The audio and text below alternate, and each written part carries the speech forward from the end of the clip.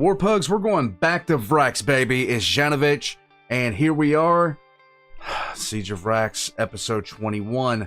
The St. Leonis Gate. Leonis Gate. I can't talk English. I can't speak English today. I haven't been able to speak English today all day. It has been a thing. When I do my regular 9 to 5 and I have a new group of trainees, oh my god. Sometimes I talk all day and then at the end of the day, English just says, it doesn't exist as a language anymore for me. And today is kind of like that. But I'll tell you what, this is about to be... Guys, I've been looking forward to updates on series like this one. I've been looking forward to it. The All Guardsman Party came out with a new episode. Just when I finished up the Siege of Vraks, as Janovich had it so far, here comes this, the St. Leonis. We're here for it, guys. Hit the like button, subscribe if you haven't already. Let's get right into it. We're back on Vraks. Death Corps of Krieg, their definitive story. Let's get into it.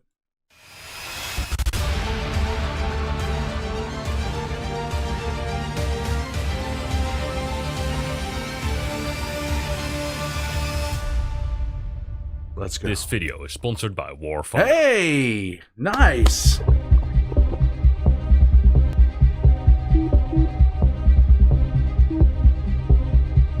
Nice.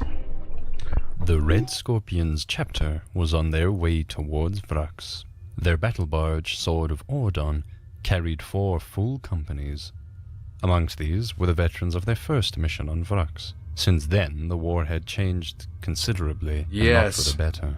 During their last visit to Vraks, the 88th was still commanded by Marshal Kagori. Now it was in the hands of Lord Inquisitor Hector Rex, who, despite several blunders, had been able to make some progress against the completely surrounded Citadel. He still had plenty of Krieg regiments at his disposal to continue the siege, but Hector Rex was extremely grateful that the Astartes had responded to his call for aid with such a large force. Oh yeah. Had the Red Scorpions been informed what tragic fate had recently befallen the Red Hunters chapter under Hector Rex's leadership, Chapter Master Ortis may have reconsidered his commitments to the Inquisitor, but time and again the Loyalist chapters had underestimated the situation on Vraks and suffered accordingly. Losing that many Space Marines in any conflict is just about as unforgivable as you can get. The siege had already claimed the lives of 200 Dark Angels, 65 Red Scorpions, and 150 Red Hunters. For such an isolated conflict, these losses were horrendously out of proportion. But the Red Scorpions' pride would not allow them to abandon the war before their mission was complete, and so their chapter prepared to reinforce the 88th once again. 400 battle brothers was not something to be underestimated. Hell no. For the first time since the arrival of Chaos reinforcements, the traitorous Astartes were outnumbered by Loyalist Space Marines. Their presence greatly tipped the scales of battle in the Imperium's favor by opening new strategic opportunities. Perhaps now finally, the end of the siege was near. The Red Scorpions informed the Inquisitor that they were ready to be deployed wherever required. If Lord Hector Rex had learned a lesson or two from the catastrophic blunder at the Armory Gate that saw the entire Red Hunter strike force decimated, perhaps he would have been slightly more cautious about the deployment of his new reinforcements this time. But being an Inquisitor of unfathomable rank and authority, this type of humility was not exactly suited to his personality. No. And so naturally, he immediately assigned the Red Scorpions to the most challenging task at hand. The main gates of the Citadel had not yet been breached, and so what better opportunity to send his allies on yet another risky and possibly quite costly mission to capture them. This time, the primary target would be the St. Leonis Gate, south of the Citadel. Should this assault end in catastrophic losses, reminiscent of the previous assault, then who knows if Hector Rex would ever be able to salvage his reputation.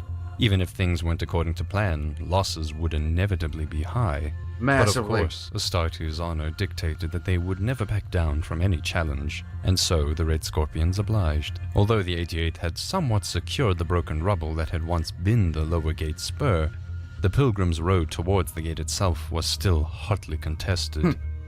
Hello Warfare enthusiasts. For today's video I found the perfect sponsor. War Thunder is the most comprehensive vehicle combat game ever developed. It is available for free on PC, consoles and even on mobile.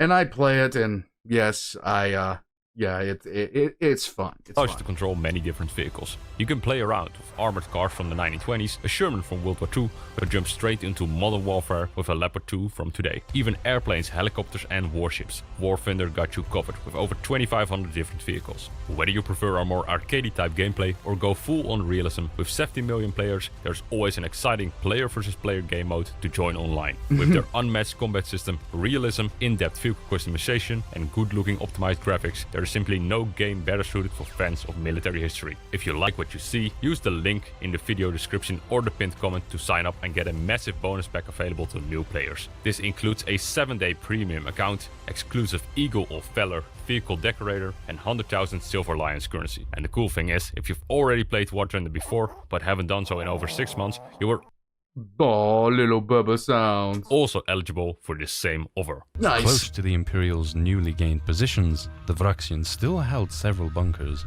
On the Citadel's walls, heavy weapon emplacements covered the approach towards the gate bastion. Despite daily bombardments, the Citadel's void shields remained largely operational and continued to soak up a staggering amount of Imperial munitions. Whenever it was temporarily overloaded, shells were finally able to hit their intended targets. The robust ferrocrete construction of the Citadel's walls was extremely tough. Yeah. Only the largest caliber shells had any real chance of causing significant damage, and so overall the main defensive structures proved quite resilient to the shelling. But not all buildings would fare so well under the bombardment. Ever since the start of the war, the Adeptus Munistorum had desperately urged the 88th Siege Army, if at all possible, to spare the Basilica of St. Leonis the Blind. But under Lord Hector Rex's command, this impractical request would no longer be obliged. By politically opposing the Inquisitor during the Scaurus Enclave, the Munistorum and Order Hereticus coalition had made themselves his rivals. Yeah, now they would be punished This is always a good idea. for it. He authorized the Krieg Artillery and Imperial Navy Bombardment Corps to indiscriminately turn the entire citadel into rubble. And so, the bombardment held nothing back. Buildings like the Basilica, Munitorum facilities, and Estropathic Tower were crumbling under the impact. Lord Commander Hector Rex and Chapter Master Ortus held council and prepared their plans for the attack. This would be the third time that the Imperial forces assaulted the Citadel. Once again, it would be stormed from all sides simultaneously, while the Red Scorpions would commit the bulk of their forces towards their primary objective of capturing the St. Leonis Gate. Several diversion attacks would take place. Some of the Astartes would attack the main gate from the east. The Death Corps 158th Regiment would attack from the northwest, and Hector Rex would personally lead an inquisitorial strike force from the northeast towards the Cardinal Gate. Given the unpredictable nature of chaos, there was of course no guarantee the plan would work, but as they say, the third time's the charm. Yeah. After all, one might be tempted to think that after all the Imperial forces had been through thus far, things couldn't possibly get any worse. What they did And if you thought that, you haven't been paying attention.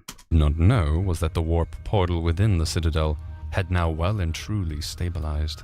The absolute bloody slaughter in the Death Pit had all but enabled the portal's full potency. Traitors and demons alike could come and go into the Citadel as they pleased. Where once the amount of demonic entities on Vraks had been greatly diminished by the Grey Knights, now they once more bolstered the Vraksians' ranks in great numbers. There was no telling what kind of troops now made up the Citadel's garrison.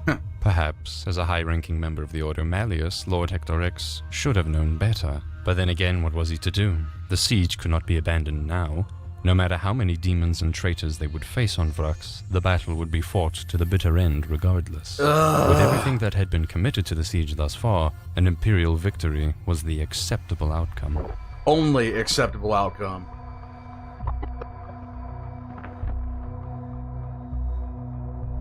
Veteran Sergeant Colm was given the honor of leading the first charge. He prepared his assault troops at the lip of the broken lower gate spur. As the chapter's Thunderhawks flew overhead and suppressed the defenders with plasma bombs, he ordered his squads to activate their jump packs and leap into action to assault the bunkers. The battle for the St. Leonis Gate had begun. From all sides, troops approached the Citadel. With the bunkers successfully suppressed by Colm, a column of Red Scorpion vehicles, personally led by Commander Ortus himself, moved up towards the gate. The road was pockmarked with craters. The Astartes inside the troop compartments felt their bones rattle as the grippy tracks of the transports made short work of the uneven terrain. For that statement alone, that should let you know how messed up this area was. When the Astartes are sitting there thinking it's a bumpy ride, that is an issue. They get launched from orbit, man.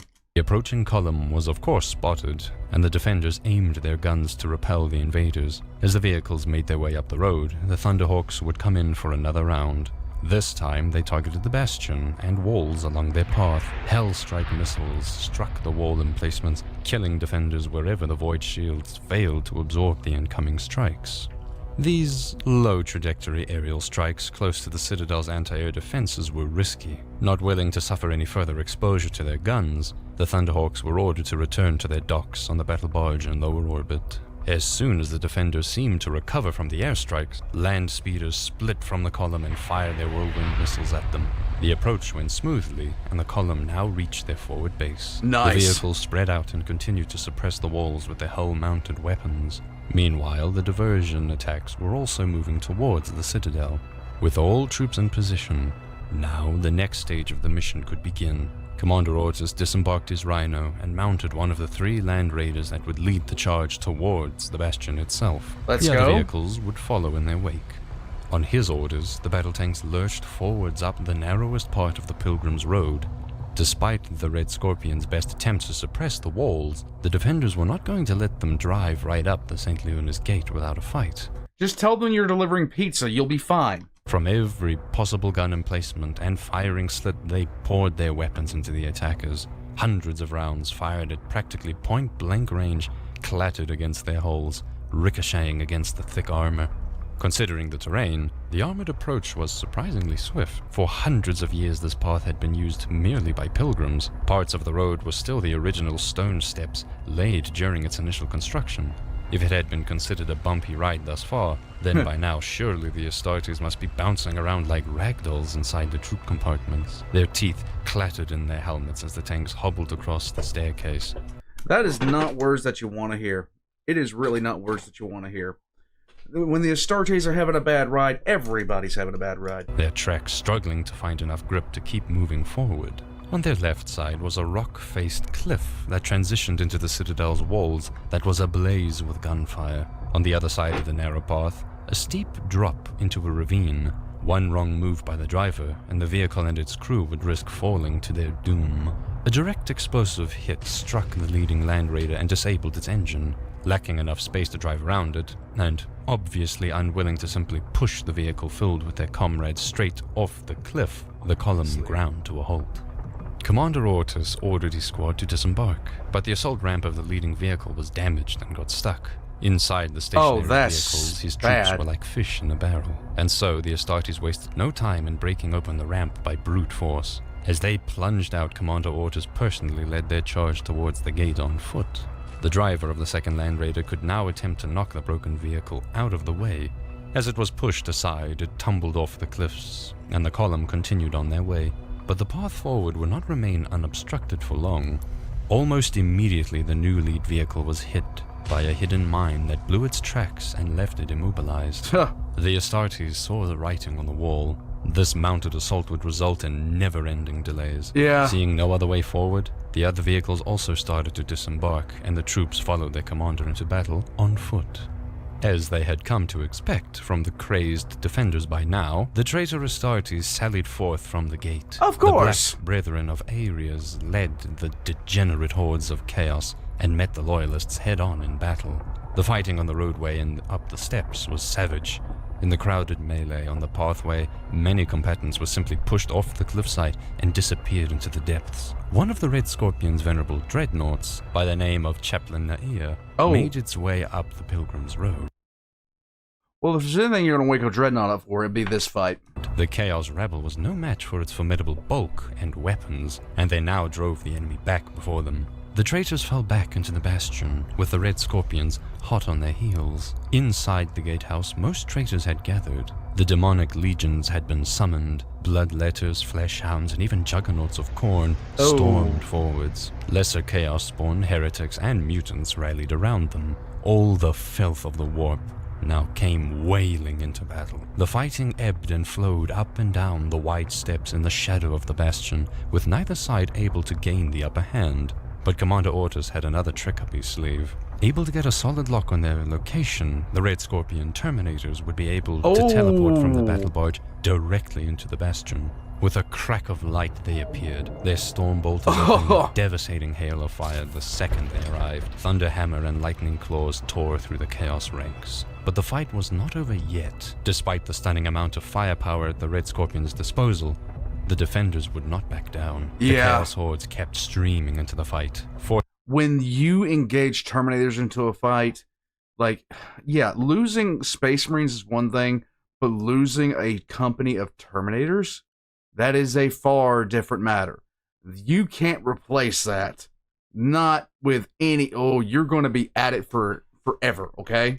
Fortunately for the Vraxians, the Astartes power armor provided relatively little protection against demon weapons. With no end to the carnage in sight, the Space Marines' casualties began to pile up in worrying amounts. Eventually, the venerable dreadnought Chaplain was slain, and its inactive husk now tumbled down the stairs. The steps ran thick with blood from both sides. The chapter's banner had fallen in the midst of battle and now lay trampled beneath the feet of the mutant horde. Even Commander Ortus himself was wounded and had to be dragged out of the melee by the apothecary. The outcome of the battle looked grim indeed. Meanwhile, Sergeant Colne had successfully cleared out the bunkers, and his assault marines now rushed to their aid. They rapidly made their way up to the bastion and prepared to strike from the skies with their jump packs. They were determined to avenge the wounds laid upon their chapter master.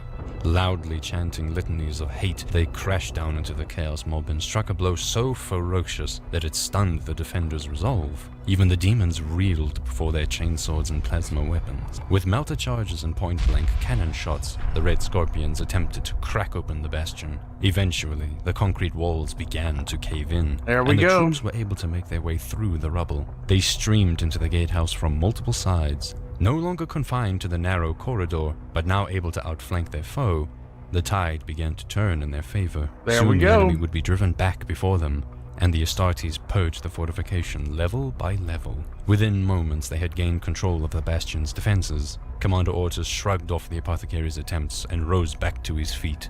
He recovered the chapter's trampled standard and made his way to the highest level of the bastion, where he ceremoniously planted it on its roof. The tattered banner waving up high was an unmistakable signal to the rest of the 88th Army that the St. Leonis Gate was now securely in Red Scorpion's hands. Not only that, it was a symbol of the Imperium's indomitable will. No amount of heretics and demons would be able to stand against them. After 18 years, the Citadel had finally been breached, and soon the Cardinal would be brought to justice.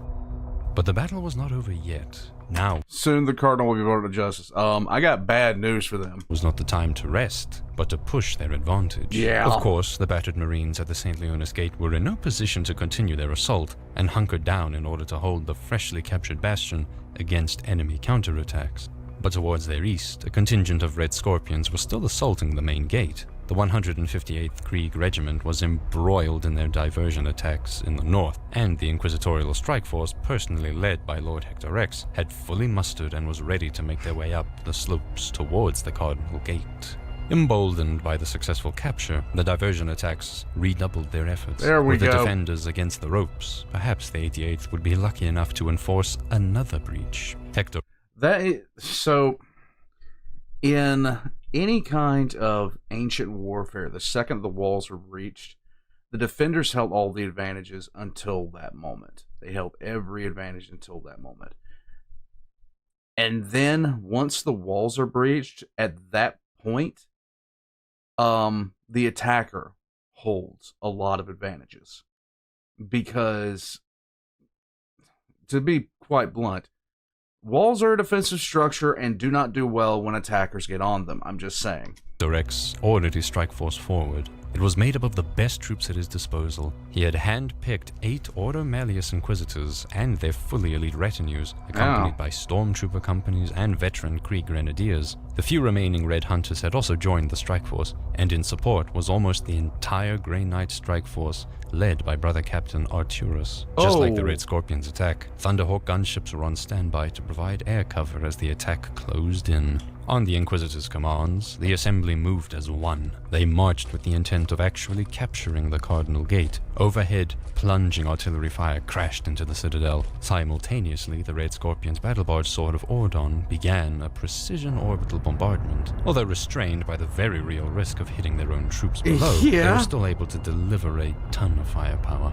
The few operational laser defense weapons did not have enough firepower to successfully contest it, and one after the other they were blown to smithereens. Upon witnessing the Vraksian defenses crumbling before their very eyes, the troops on the ground cheered. Total victory was in sight. Yay. But the joy was soon overwhelmed by another war cry. The chants and cries for blood became louder and louder. The Cardinal Gate opened and a horde of Chaos forces marched out of the Citadel to meet them. The crowd of red and brass began to swell to overwhelming numbers. Vraksian militia, heretics, mutants, demons, and traitor legionnaires, all were present within their wretched ranks. More kept coming, and their chant for blood grew ever louder. After 18 years of non-stop attrition, no one would have predicted that the Vraksian garrison had still been so numerous. It appeared that all remaining defenders had been mustered from the Citadel's undercrafts to form a single host. Perhaps further reinforcements had come through a warp portal. Given their numbers, it was likely a combination of both. Now, Jufor ordered them forward into a final pitched battle that would decide the fate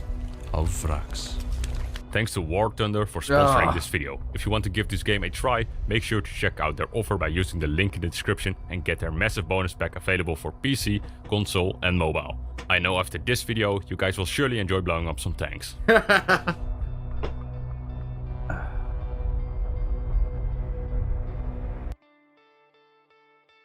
Guys,